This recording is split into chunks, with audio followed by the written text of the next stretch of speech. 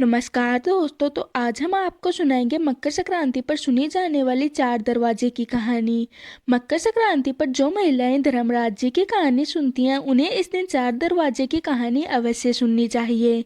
तो चलिए अब हम आपको सुनाते हैं चार दरवाजे की कहानी।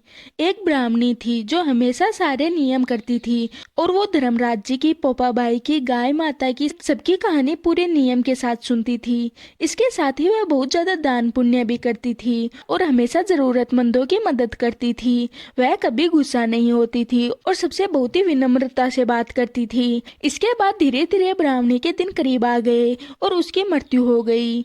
मृत्यु के बाद जब ब्राह्मणी मृत्युलोक पहुंची तो उसने देखा कि उसके सामने चार दरवाजे हैं, लेकिन ब्राह्मणी के लिए एक भी दरवाजा खुला नहीं था। यह देखकर ब्राह्मणी को बहुत आश्चर्य हुआ कि मेरे लिए एक भी दरवाजा खुला क्यों नहीं है। दरअसल जब किसी भी मनुष्य की मृत्यु होती है तो उसके सामने चार दरवाजे में से कोई एक ना एक दरवाजा खुला रहता है, लेकिन ब्राह्मणी के लिए चारों दरवाजे ही बंद थे। तब उसने भगवान से पूछा कि मेरे लिए एक भी दरवाजा खुला क्यों नहीं है, मैंने तो बहुत दान पुण्य किए। तब भगवान ने कहा, तुमने दान पुण्य तो बहुत किए किंतु तुमने मकर संक्रांति पर सुनी जाने वाली चार दरवाजे की कहानी नहीं सुनी।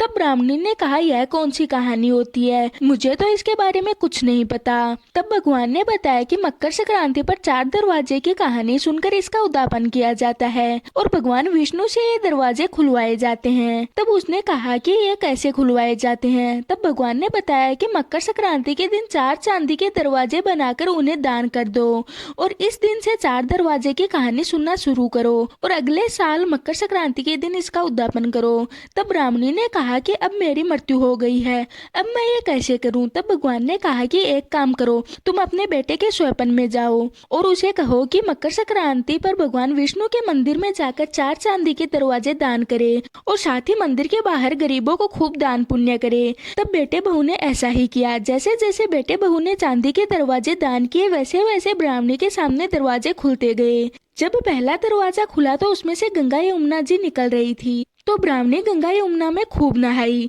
दूसरे दरवाजे के खुलने पर भगवान विष्णु जी उसमें दिखे, तो ब्राह्मणी ने भगवान विष्णु की खूब सेवा की। तीसरे दरवाजे में उसे लोग मिले जिनकी ब्राह्मणी ने खूब सेवा की और जैसे ही चौथा दरवाजा खुला तो बुढ़िया माई को बैकुंठ धाम की प्राप्ति हो गई।